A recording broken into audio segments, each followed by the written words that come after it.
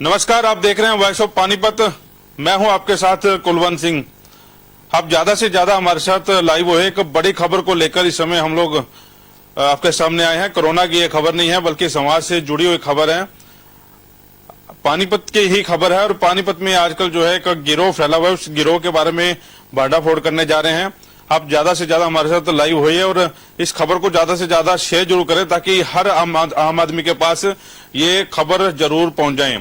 तो voice of Panipat पर इस समय लाइव जुड़े हैं।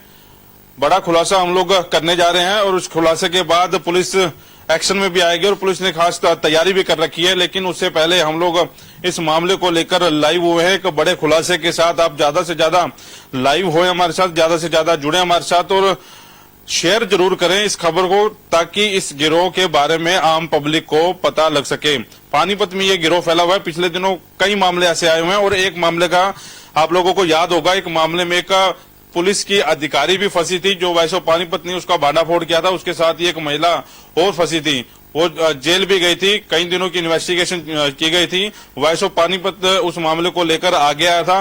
वो गिरोह भी आशा था कि लोगों को जो लोगों को फंसाते थे उसके बाद उनसे पैसा हटते थे। उसमें एक पुलिस अधिकारी का नाम भी आया था, योगेश कुमारी, आप लोगों को याद होगा। उसके बाद उसे लंबी इन्वेस्टिगेशन की गई थी और उसके बाद योगेश कुमारी और उस महिला को अरेस्ट कर लिया गया था। 3-4 लोगों को फंसाने का उनके ऊपर आरोप था। देह व्यापार के झूठे मामले में, बलात्कार के झूठे मामले में फंसाया करते थे। और उसके बाद वो महिला कहीं ना कहीं सामने आई और जब उन्होंने कुछ audio video voice of Panipat के पास भेजी थी तो उसके आधार पर जब हमने इन्वेस्टिगेशन की, हमारी इन्वेस्टिगेशन के हिसाब से जितनी हमने वो रिकॉर्डिंग चलाई, जितनी ऑडियो रिकॉर्डिंग चलाई, जितनी वीडियो रिकॉर्डिंग चलाई, पुलिस विभाग के पास वो सारी रिकॉर्डिंग पहुंची और पुलिस हरकत में आया। और उस मामले में जो पुलिस अधिकारी योगेश कुमारी थी और जो संबंधित महिला थी उसे गिरफ्तार कर लिया गया था। काफी चर्चा में यह रहा था मामला। लेकिन हनी ट्रैप के मामले जो है पानीपत में बढ़ते जा रहे हैं। हनी ट्रैप मामले की ही बात कर रहा हूं।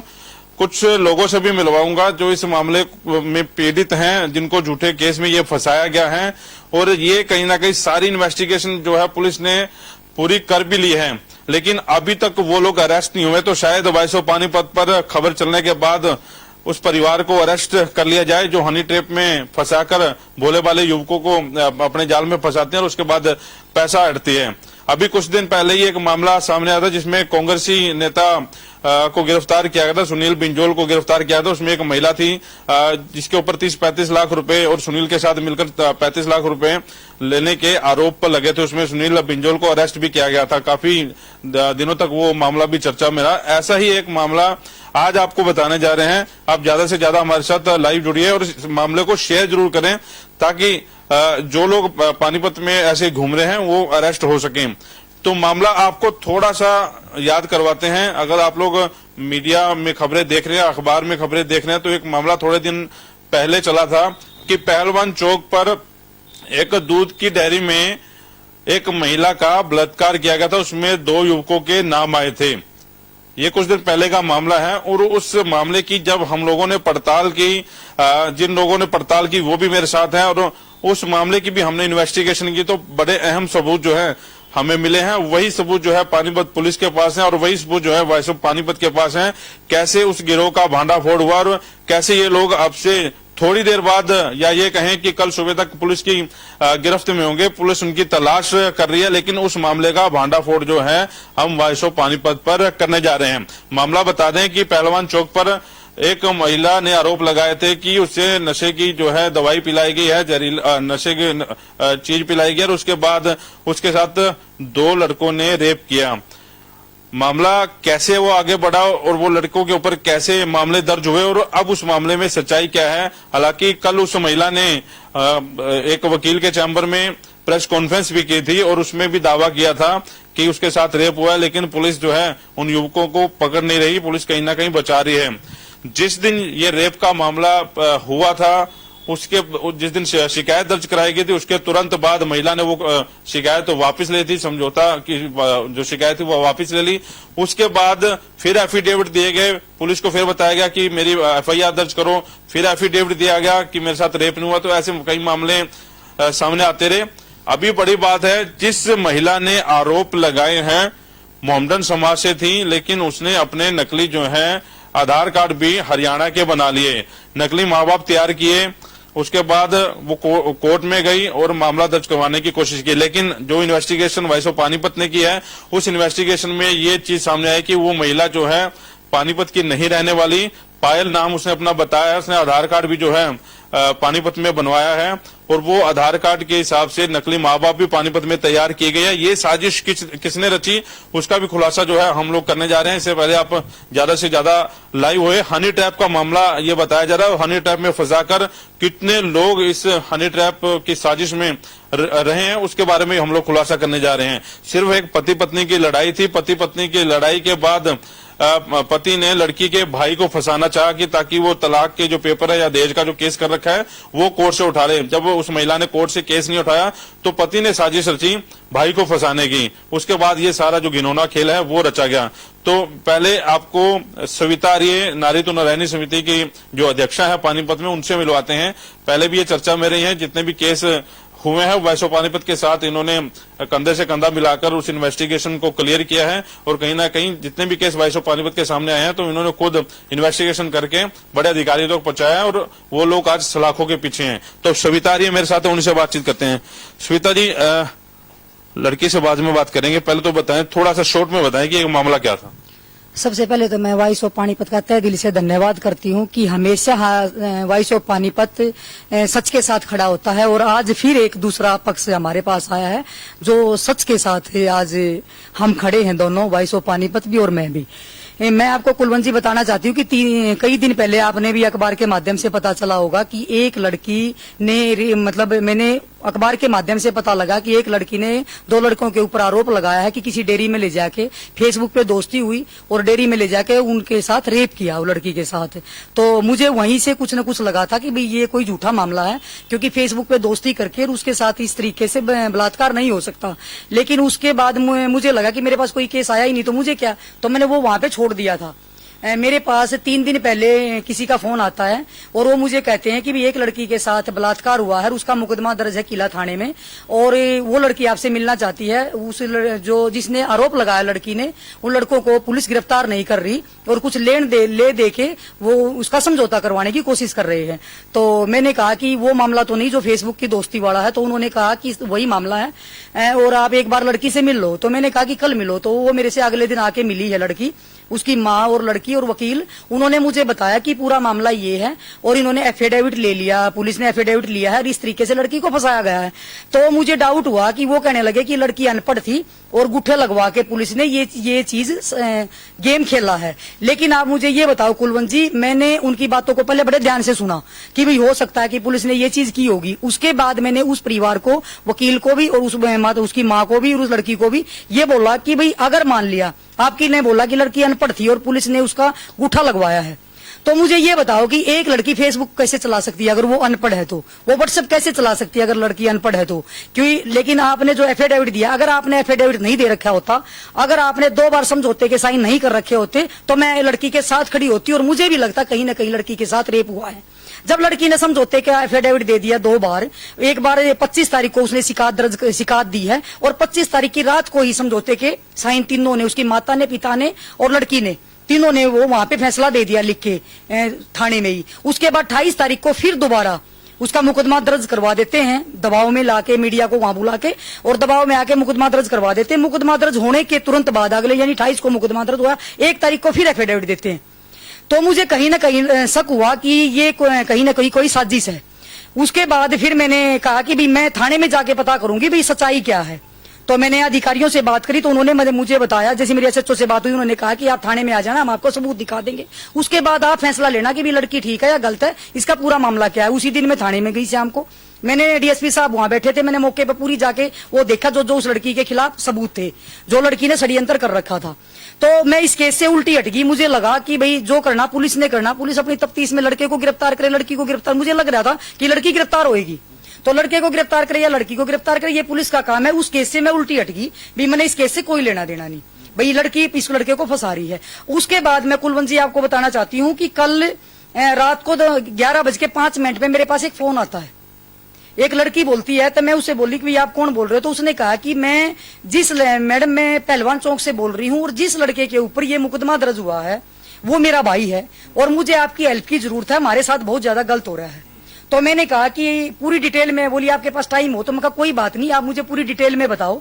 उसने मुझे पूरी डिटेल में सारी बातें बताई कि मेरे बहन के साथ लव मैरिज करके एक लड़के ने, और उसके बाद मारपीट करके मेरी बहन का जो मुकदमा वो किले थाने में ही चला हुआ दहेज का, और मेरे माता पिता को भी धमकी दी, मेरे भाई को भी जान से मारने की धमकी दी। और जो हमारा 22 फरवरी से वो मुकदमा दर्ज भी है थाने में, उसका पति एक दिन गिरफ्तार भी हुआ है, उसके बाद वो जमानत पे है, और उसने सारी साजिश रची है। वो ही इस लड़की को 25,000 रुपए में खरीद के लाया है। उसने, मैंने कहा कि भी मैं ऐसे आपकी सुनाई नहीं करूंगी, आप अपनी तरफ से मुझे एक शिकायत लेटर लिख के दो।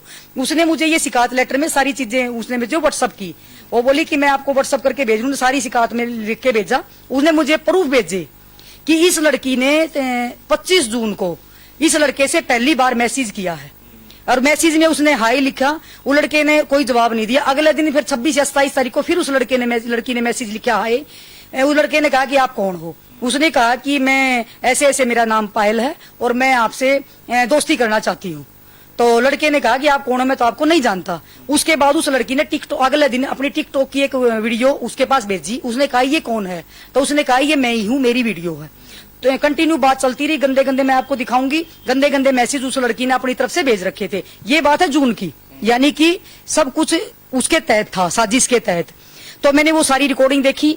उसके बाद फिर मेरे पास ये आया कि उस लड़की का आधार कार्ड जो है वो 17 जुलाई को बना। वो लड़की, मुझे पता लगा कि ये मुस्लिम समाज की लड़की है, बाहर से आई है, यूपी से या मतलब राजस्थान से, हमें नहीं पता बिहार से कहां से आई है, लेकिन इस लड़की को वहां से स्पेशल लाया गया है इनके साथ ये करने के लिए। तो तभी उसने पूछा भी लड़के ने, आपको मेरा नंबर कहां से मिला? उसने कहा फेसबुक से नंबर मिला। एक तरफ तो लड़की बयान दे रही है मीडिया में कि मैं अनपढ़ हूं, मेरे से गुट्ठे साइन करवा लिए और धोखे से, और दूसरी तरफ लड़की व्हाट्सएप पे, फेसबुक पे चल रही हुई है, व्हाट्सएप पे मैसेज करती है, फेसबुक पे इंग्लिश में मैसेज करती है। तो क्या वो इंग्लिश लिख सकती है? तो क्या उसको उन्हें जो एफिडेविट में नहीं देखा कि एफिडेविट में क्या लिख रखा? तो मैं आपके चैनल के माध्यम से समाज को भी ये दिखाना चाहती हूँ कि इस तरीके से जो ये कहते हैं कि हमें कोल्ड ड्रिंक में नशीला पदार्थ खिलाया, मैंने उस दिन भी, जब ये कटिंग आई थी, मैंने उस दिन भी फेसबुक पे डाला था कि जो नशीला पदार्थ खिला के, ये कहते हैं नशीला पदार्थ खिला के मेरे साथ रेप किया। ये नशीला पदार्थ जहां पे आ गया, मैं वहीं से समझ जाती हूँ कि ये केस झूठा है। इस लड़की ने 3 बार मेरे सामने बयान बदले। 3 बार लड़की ने पहले मेरे सामने ये कहा कि दोनों लड़कियों ने मेरे साथ रेप किया। दूसरी बात लड़की ने मुझे कहा कि मेरे साथ दूसरे ने तो पता नहीं किया कि नहीं किया, इसने किया। मैंने उसको बोला कि भी तेरी दोस्ती थी तभी तो उसके पास गई होगी, उसकी माँ से भी मैंने जब तक नहीं बताया ये इसकी माँ नहीं है। उन्हें कहा कि मैं कहती तेरी बेटी जब रात को घर से बाहर गई 9 बजे, क्या आपको नहीं पता था कि आपकी बेटी घर से बाहर जा रही है? आपकी बेटी जब विधवा होगी थी तो आपने अपनी बेटी की दूसरी शादी कर देनी चाहिए थी, तो ये क्यों दूसरों के चक्कर में पड़ती? तो ये सारी बातें मैंने उसकी माँ से कही। फिर मैंने वकील को बोला, वकील साहब को मैंने एक बात बोला कि लड़की ने अपने हाथों से एफिडेविट दे रखा है, पैसे की डिमांड करी होगी तभी एफिडेविट दिया। चलो मैं ये मान लेती हूँ कि आपने पैसे भी नहीं मांगे, तब तक मुझे ये भी नहीं पता था कि कोई टिंकू नाम का लड़का जो ये साजिश रच रहा है, मुझे ये भी नहीं पता था। तो क्योंकि मेरे को उन्होंने ये बातें मुझसे छुपाई थी, तो मैंने कहा कि चलो तुमने समाज के दबाव में आके अगर समझौता किया है, लेकिन एफिडेविट देकर हाथ तो काटे हैं आपने। एफिडेविट दिया था, इसका मतलब कहीं ना कहीं कुछ किया है। जब आपने 2 बार एफिडेविट दे दिया, तो तीसरी बार आज मेरे सामने ये कहने क्यों आए कि उस लड़के को गिरफ्तार करवाओ? जब आपने 2 बार ये एफिडेविट दे दिए, तो तीसरी बार आपने ये चीज अब मेरे पास क्यों आए? तो कोई ना कोई मेरे मन में आ गया था कि कोई ना कोई तीसरी बात है। तो जब मैंने ये कहा कि मैं थाने में आज जाऊंगी, वहां जाके पता करूंगी, तो चलते चलते वो मेरे को ये बता के गए कि ऐसे ऐसे एक इसका केस चला हुआ है इसके भाई का, और वो उसके आपस में उनका भी नाम लेगी पुलिस आपके सामने कि भाई वो सारा षड्यंत्र कर रहा है। तो वो मेरे पास और बात निकल के आ गई। तो मैंने कहा कि पुलिस क्यों लेगी, क्या आप उनको जानते हो? उसकी माँ से पूछा कि आपका उनका क्या लेन देन है, या आप उसको जानते हो, उसके जो जीजा लड़के का? तो उसने कहा कि हमारा आपस में कोई लेन देन है पैसे का, वो फाइनेंस का काम करते हैं, किस चीज का काम करते हैं, हमारा आपस में लेन देन है। जो कि इस लड़की ने मुझे लिखा है, जो टिंकू के घरवाली है, जो नेहा नाम की लड़की जिसका दहेज का केस चला हुआ, इसने मुझे दरखास्त में लिख के दिया है कि भाई वो गलत काम करते हैं। मैं नहीं कहती करते हैं आपके चैनल पे, लेकिन उसने मुझे लिख के दिया कि भाई वो सट्टा खेलता है, सट्टे का काम करता है, और वो जो लड़की का जो पिताजी बना हुआ है वो भी सट्टे का काम करता है। तो और ये उससे साजिश के तहत इस लड़की को लेके आए हैं। और तीसरी बात कुलवंत जी, मैं आपके चैनल पे एक बात और बताना चाहती हूँ कि मुझे पता लगा कि ये जो लड़की है ये मुस्लिम समाज की लड़की है, और इसका यहाँ पे आधार अब हिंदू नाम से इसका आधार कार्ड बना है। दूसरा, जो इसके माता पिता बने हुए हैं, जो गीता नाम की एक महिला इसकी माँ बनी हुई है, और संजय नाम का इसका पिता बना हुआ है, जो कि वो दोनों भी मियाँ बीबी नहीं है। वो ऐसे ही संबंध जो इकट्ठे रहते हैं वो भी नहीं है। एक तीसरा सबूत मेरे पास एक और आया है कि जो खुद जो इसकी मां बनी हुई है उसकी सुगी बेटी ने भी पुलिस में प्रूफ दिया है कि मेरी मां गलत काम करती है। और एक चौथी बात का और पता लगा कि जो इसकी मां जो बनी हुई है उसकी खुद की बेटी ने जो इसका पिता बना हुआ है उसके पिता पे रेप का केस किले थाने में ही कर रखा था पहले। तो ये सारे सबूत प्रूफ जो है पुलिस ने इकट्ठे किए हैं और इसके आधार पे ही मैं आपके चैनल के माध्यम से कहना चाहती हूं कि पुलिस इनको गिरफ्तार करेगी और नहीं गिरफ्तार करेगी पुलिस तो जहां तक मुझे जाना पड़ेगा। आज मैंने भारती अरोड़ा मैडम को एक अपनी समिति की तरफ से एक लेटर दिया है और सारे प्रूफ भेजे हैं। उसके बाद अगर मुझे जरूरत पड़ी तो मैं डीजीपी साहब तक भी इनको लेके जाऊंगी, उनको न्याय दिलाऊंगी और उसके माँ को, पिताजी को और जो बने हुए हैं इसके और जो भी साजिश करता है सबको सलाखों के पीछे भिजवाने का काम करेंगे। और मुझे आपसे उम्मीद है कि आप इसमें मेरा साथ देंगे। बिल्कुल। एक बार आपको जो दर्शक अभी भी जुड़े हैं बता दें एक आपको कि 25/8 को एक दरखास्त किला थाने में गई थी। उस दरखास्त में लिखा था कि कोल्ड ड्रिंक में मुझे कोई नशीला पदार्थ पिला दिया था और 2 युवकों ने मेरे साथ रेप किया। ये जो रिपोर्ट है वो मेरे पास ही है, जो शिकायत उसने दी थी उस महिला ने। उसके बाद सेम डे उसी दिन वो दरखास्त जो है वापस ले ली गई थी। उसमें कहा था कि हमारा समझौता का आपस में इन्होंने कुछ पैसों की डिमांड की थी। तो उसमें ये जो लिखा हुआ है इसमें ये लिखा हुआ है कि मेरे साथ कोई रेप नहीं हुआ है। आपको नहीं दिखेगा क्योंकि ब्लैक एंड व्हाइट जो है फोटो स्टेट है। और तीसरी जो बड़ी और अहम बात बता दें, जो दर्शक अभी अभी जुड़े हैं, एक महिला है मुस्लिम समाज से थी वो, जैसा कि हमारे पास अभी तक का रिपोर्ट आई है। एक उसने पायल नाम का उस लड़के को फंसाने के लिए पायल नाम अपना रखा। अपने माँ बाप जो है वो भी नकली यहाँ पर बनाए और आधार कार्ड उसका हरियाणा का बना दिया। इसी हिसाब से उसने जो आरोप है एक लड़के के ऊपर, 2 लड़कों के ऊपर लगाए। तो पुलिस ने उनके ऊपर बलात्कार का जो है मामला दर्ज कर दिया। इस सारे मामले के पीछे एक महिला का पति है। सिर्फ दहेज का केस उसने अपने पति पर कर रखा है। सिर्फ दहेज का केस वापस उठाने के लिए उसने इतनी बड़ी साजिश रची, लेकिन अपने ही जो बिछाए हुए जाल थे उसमें ये फंसते चले गए। जो वैश्व पानीपत के पास एक से एक जितने भी डॉक्यूमेंट है वो पहुंचे हुए हैं। एफिडेविट भी दिया हुआ है इस लड़की ने कि मेरे साथ कुछ ऐसा नहीं हुआ। तो ऐसे कई जो सबूत है ये वैश्व पानीपत के पास है। अब उस महिला से आपको मिलवाते हैं जो सारी आप बीती है, जो बताएगी। इनके भाई को इनके पति ने ही फंसाया और झूठे रेप केस कर दिया। एक फोकस जो है एक लड़की तैयार की गई और उसके बाद फेसबुक के माध्यम से, व्हाट्सएप के माध्यम से उनकी बातचीत होने लगी और वो बातचीत जो है मोबाइल में रिकॉर्ड है, वो भी बातचीत जो व्हाट्सएप चैट है वो भी रिकॉर्ड है। तो महिला मेरे साथ है। आप बताइए, आपके पति ने ये सारी साजिश रची थी? हाँ जी, मेरे पति ने सब साजिश रची है मेरे भाई को फंसाने के लिए। और वो चाहता था कि उसके पास जो उसके ऊपर केस डाला हुआ था, हमने दहेज का केस डाला हुआ था, तो वो चाहता था कि ये केस वापस ले ले और पंचायत में तलाक का फैसला कर ले। लेकिन मैंने बोला, मेरी उससे लव मैरिज हुई है, मैंने उसको बोला कि कोर्ट से शादी हुई है तो मैं कोर्ट से ही तलाक लूंगी। तो उसने भरी पंचायत में ये बात बोली कि ये लोग मेरे काबू नहीं आ रहे थे। मैंने इनको बहुत बोला कि पंचायत में फैसला कर लो, ये नहीं माने। तो इस कारण से मेरे को ये लड़की खरीद के लानी पड़ी और इससे मैंने ये सब काम कराया। तो वो लड़की पायल नाम से है और उसने मेरे भाई पे रेप का केस लगाया। और एक विकास नाम का लड़का है, अभिषेक और विकास, इन दोनों के ऊपर झूठा केस लगाया उन्होंने रेप का। मेरे भाई और विकास ने दोनों ने, किसी ने इसके साथ कोई रेप नहीं किया।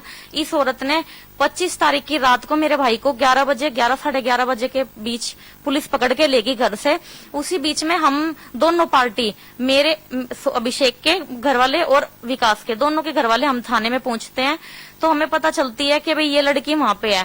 तो मैंने क्या देखा, ये लड़की बाहर बैठी हुई थी और जो इसकी मम्मी बाहर बैठी हुई थी उसको मैं जानती थी अपने हस्बैंड के थ्रू।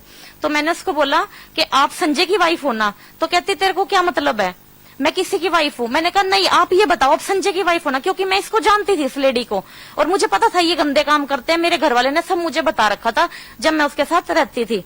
फिर उसने मेरे को बोला कि हाँ मैं संजय की वाइफ हूँ। थोड़ी देर बाद वहां पे संजय भी आता है। तो मैंने इसको बोला, गीता को, कि ये आपकी सगी लड़की है? तो बोलती हाँ, तुझे क्या करना इस बात से? मैंने बोला नहीं, आप बताओ ये आपकी सगी लड़की है? उसने बोला कि हाँ। फिर मैंने संजय को बोला, मैंने कहा भैया ये आपने क्या करा दिया, क्यों फंसाया मेरे भाई को झूठा? तो कहता तुम क्या बोल रही हो, मैं धंधे का काम करता हूँ क्या? मैंने कहा जब आप धंधे की बात आपने बोल ही दी तो मैं आपका एरिया जांच करा दूंगी। मुझे पता है, एरिया को भी पता है कि आप क्या काम करते हो, क्या ना काम करते हो। तो उसके बाद लड़की वालों को थोड़ा डर हो गया हमारा, तो उसने क्या करा, लड़की के बाप ने संजय, वो हमें बोलता कि हम फैसला करना चाहते हैं, ले दे के फैसला कर लो। तो किले के ऊपर मेरे दोनों पार्टी को लेके गया और लड़की, माँ और बाप तीनों गए। तीनों ने जाके 2 लाख की डिमांड की और जिससे हमारा वो बोले कि अब हम बयान नीचे जाके लिख देंगे राजीनामा का। तो जैसे ही बयान लिखने गए तो मेरा घर वाला दूसरी साइड खड़ा था और उसने अपने बंदे किले पे छोड़ रखे थे। तो किसी ने फोन करके उसको बता दिया भाई लड़की राजी होगी 2 लाख में। तो वो भाग के आता है थाने में और उसने थाने में क्या देखा कि वो लड़की राजीनामा का लेटर लिख रही थी। तो वो उसका हाथ पकड़ के पायल का और उसको किले से बाहर ले गया, थाने से बाहर ले गया और किले के ऊपर ले गया। तो सोनिया मैडम वो आए, police Sonia IO Sonia madam है, उन्होंने बोला कि कहाँ है लड़की और कौन पकड़ के ले गया। और मेरा भी केस, उस पे दहेज का केस मेरा भी उसी मैडम के पास चल रहा था। तो फिर मैंने बताया कि मैडम मेरा हस्बैंड टिंकू लेके गया इनको। तो मैडम किले पे से उस लड़की का हाथ पकड़ के लाती है, जो कि सब फोटेज में कैद है। तो मैडम ने उस पे फिर उसने क्या करा, राजीनामा लेटर लिखने लगी। तो उसने, लड़की ने ये बोला कि जो टिंकू कहेगा मैं वही करूंगी। पायल नाम की लड़की वो बोलती है। तो मेरा घर वाला ये बोलता है कि ये लड़की मैंने हायर की हुई है 25,000 रुपए में, मैं इसको मेरठ से खरीद के लाया हूँ, ये सब साजिश मेरी रची हुई है। ये लड़की जब ही रजामंदी का लेटर लिखेगी, जब नेहा मेरे को तलाक देगी और नेहा मेरे को मेरा बच्चा वापस देगी, और नेहा ने जो मेरे ऊपर केस लगाया हुआ है दहेज का, जो भी केस लगाया हुआ है वो सब अपना वापस ले लेगी। मेरे को पंचायत के दबाव में आके वहां पे हाँ करनी पड़ी और मुझे वहां पे एक लेटर पे साइन करने पड़े कि कल हम सुरेश मेयर जो है उनके वहां पे पंचायत में बैठ के मैं अपना राजीनामा कर लूंगी। फिर वहां पे पंचायत में बैठ के इसने, टिंकू ने, ये सुबह उस दिन वो रात को वहां पे लेटर लिखाई राजीनामे का, और अगले दिन पंचायत होती है। तो पंचायत में फिर से यही बात होती है कि नेहा तलाक देगी, नेहा कोर्ट बच्चा भी देगी। तो मैंने सब बातों पे हाँ कर ली। उसके बाद टिंकू कोर्ट में एफिडेविट बनवाने जाता है, दोनों तरफ के। एक बंदा हमारे, एक साइड हमारा बंदा गया और एक साइड का उसका वो टिंकू गया। तो इसके टिंकू के वकील ने इसको बोला कि अगर नेहा तुझसे आज तलाक का एफिडेविट लिख देती है तो वो 6 महीने बाद फिर से तलाक उठा देगी, तो तेरे को कोई फायदा नहीं है, तेरे को बेनिफिट नहीं हो रहा इस चीज में। तो टिंकू भाग के आ जाता है। टिंकू बोलता है मेरा कोई मतलब नहीं है अभी इस केस में, अपने आप निपटो। उसके बाद फिर उस पंचायत में घुसा रहा। फिर इसने कभी कोई बंदा हमारे घर पे भेजता, कभी कोई। इसने मेरी बहन को कोई गुंडे भेजे थे हमारे घर पे, इसने मेरी बहन को धमकी दिलाई, किरण वर्मा नाम है उनका, उसको धमकी दिलाई। उसके बाद इसने, टिंकू ने, फिर पंचायत का फैसला होता है। तो इस लड़की ने अपना 25 तारीख को ये हुआ था, 27 तारीख को उस लड़की ने FIR करा दी थी। उसके बाद 1 तारीख को उस लड़की ने एफिडेविट कोर्ट से बनवा के, मैंने अपना तलाक का कागज का और उसने अपना मेरे भाई को केस का छुटवाने का, क्लीन चिट का, हाँ जी क्लीन चिट का उसने अपना एफिडेविट बनवा लिया। अब हमारी बात कहाँ पे अड़ी हुई थी, मैं बोल रही थी अब हमारे कोर्ट में बयान होने बाकी थे बस। तो मैं बोल रही थी कि बयान पहले लड़की देगी, अगर मैं बयान दे देती हूँ तो मेरा तो तलाक हो जाएगा और कल कोई लड़की फिर से मेरे भाई पे केस उठा देगी। ये तो बार बार यही काम कर रही है, राजीनामा लिख रही है और फिर तलाक का, फिर वो मेरे भाई पे केस डाल रही है, राजीनामा लिख रही है फिर केस डाल रही है। तो मैंने बोला पहले कोर्ट में बयान लड़की देगी तब मैं दूंगी। तो सर यही सब बातें होके अब यहाँ पे हमारा केस अटका हुआ था। अब ये लड़की अपने घर से भागी फिर रही है, पुलिस इसको ढूंढ रही है और हमने तो अब तक इस लड़की से मिले नहीं, देखा नहीं इसको, और ये हमारे खिलाफ कहीं कहीं जाके न्यूज़पेपर में कहीं। ये आपको कैसे पता चला कि ये पायल बनी है? ये कागज कहाँ से फिर आप लेके आए? ये जो कोर्ट के कागज हैं ये तो हमारे पास हमारे वकील ने हमें दे दिए थे। हाँ जी। आपको कैसे पता ये मोमडन थी ये लड़की? ये वो सोनिया आईओ मैडम है ना, उन्होंने जानकारी सब निकाली और जो ये गीता की बड़ी लड़की है उसने सब बातें बताई। थोड़ा सा आपको, जो दर्शक अभी अभी जुड़े हैं, आपको फिर से ये मामला समझा दें। पति पत्नी का आपस में विवाद था, इन्होंने दहेज का केस अपने पति पर कर रखा था। पति ने एक साजिश रची कि इसके भाई को फंसा दिया जाए। एक लड़की को हायर किया जाता है 25,000 रुपए में। लड़की जब आती है तो उस लड़के के साथ ये फिर दोनों चैटिंग पे आते हैं, उसको चैटिंग भेजती है, उसको प्यार के जाल में फंसाती है। उसके ऊपर फिर पानीपत में फिर एक नकली आधार कार्ड तैयार किया जाता है उस लड़की का, नकली माँ बाप तैयार किए जाते हैं उस लड़की के। जो मामला था बलात्कार का, जो रिपोर्ट दी गई थी उसके बाद उसने रिपोर्ट वापस ली, उसके बाद फिर एफआईआर करवाई, फिर उसने एफिडेविट दे दिया कि ऐसा नहीं है। इसका पति जो है बार बार इस महिला पर दबाव बनाता रहा कि अपना दहेज का केस वापस ले, तलाक के पेपर पे साइन कर और जो बच्चा है वो मुझे दे दे, उसके बाद तेरे भाई के जो खिलाफ आरोप लगाए हैं वो आरोप वापस ले लेगी ये लड़की, क्योंकि ये मामला जो है इनके पति ने ही वो जो साजिश थी वो रची हुई थी। लेकिन वो कहते हैं कि कोई ना कोई क्लू ऐसा छूट जाता है जिसके बाद ये जो कानून के पचड़े में फंस जाते हैं ऐसे मामले। पिछले दिनों जो मामले हैं वो भी ऐसे फंसे और ये मामला भी जो है ऐसे ही फंसता जो है चला गया। आज ये लोग वाइसो पानीपत पर हैं। इन्होंने गुहार लगाई है कि उस महिला को जिसने नकली एफिडेविट भी तैयार करवाया, नकली पहचान अपना आधार कार्ड भी तैयार करवाया और नकली माँ बाप तैयार करके झूठे केस में फंसाया और हनी ट्रैप का ये मामला जो है बीच बीच में ये बनता चला गया। वो लड़की राजी भी होती है 2 लाख रुपए के लिए, लेकिन इसके पति ने वो राजीनामा होने नहीं दिया। तो अब ये मामला जो है पुलिस की इन्वेस्टिगेशन में भी पूरा लगभग हो चुका है और ये लोग गुहार लगा रहे हैं कि उस महिला और जो इसके पति हैं, जिन लोगों ने भी साजिश रची है, उन लोगों को गिरफ्तार किया जाए। श्वेता जी, क्योंकि ऐसे मामले कई देखने आए पानीपत में, हनी ट्रैप का जो मामले हैं, पिछले दिनों एक बड़ा मामला भी आपने खुलासा किया था, कई दिनों बाद वो शख्स गिरफ्तार भी हो गया था। दूसरा भी एक कांग्रेसी नेता के ऊपर भी आरोप लगे थे, वो भी हनी ट्रैप का मामला था। तो ऐसे केसों में आप क्या अपनी समिति की तरफ से अपील करना चाहेंगे और ऐसे जो केस आते हैं कितना इन्वेस्टिगेशन करते हैं उसको और कहाँ तक लेकर जाते हैं? आधे से ज्यादा केस मेरे पास कुलवंत जी जब आते हैं, कोई लड़की मेरे पास आती है तो मैं उसकी जब अपने तरीके से जांच करती हूँ। जब मुझे वो लड़की ठीक लगती है तो मैं पहले एसपी के पास उसकी एक तरफ से एक दरखास्त लिखती हूँ। उसके बाद अगर एसपी नहीं सुनाई करते तो मैं आईजी को और डीजीपी साहब तक वो भेजती हूँ।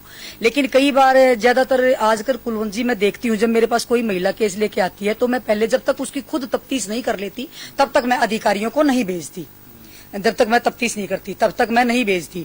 तो क्या हुआ कि मैंने खुद इसकी तफ्तीश करी और उसके बाद ही मैंने आज आईजी मैडम को ये पूरी डिटेल भेजी है कि ऐसे ऐसे इसके सारे सबूत भेजे हैं। और अगर मान लिया ये लड़की, इसकी बहन मेरे से रात को बात नहीं करती और ये लड़की मेरे से बात नहीं करती तो शायद मैं इस केस से भी, क्योंकि जब मैंने लगा कि ये लड़की झूठ बोल रही है और झूठे आरोप में फंसा रही है, तभी मैं इस केस से उल्टी हट गई थी। तो लेकिन अगर इन्होंने दोबारा मुझे गुहार लगाई, फिर मुझे भी लगा, जब मुझे सारी बातों का पता लगा कि ये लड़की हायर करके लाई हुई है तो मुझे अगर इस लड़के को किसी को फंसा रही है, जब मुझे भी पता लगा इस बात का तो मुझे ये लगा कि ये समाज में कलंक है। ऐसी महिलाएं समाज में कलंक हैं जो लड़कों को झूठे जाल में फंसाती हैं, उसके बाद उनको ब्लैकमेल करती हैं, उसके बाद वो सलाखों के पीछे जाता। कितने जो घर हैं वो बर्बाद हो चुके हैं। तो मैं आपके चैनल के माध्यम से सभी को कहना चाहती हूँ कि अगर कोई किसी के ऊपर झूठा आरोप लगाएंगे तो कहीं न कहीं सच्चाई सामने आएगी और उल्टे वो अंदर जाएंगे। अब ये देखो कि एक तरफ ये इसका पति जो है वो इसको हायर करके लेके आया, दूसरी तरफ पैसे की डिमांड है, एक तरफ तलाक का वो है, तो ये सारी साजिश है।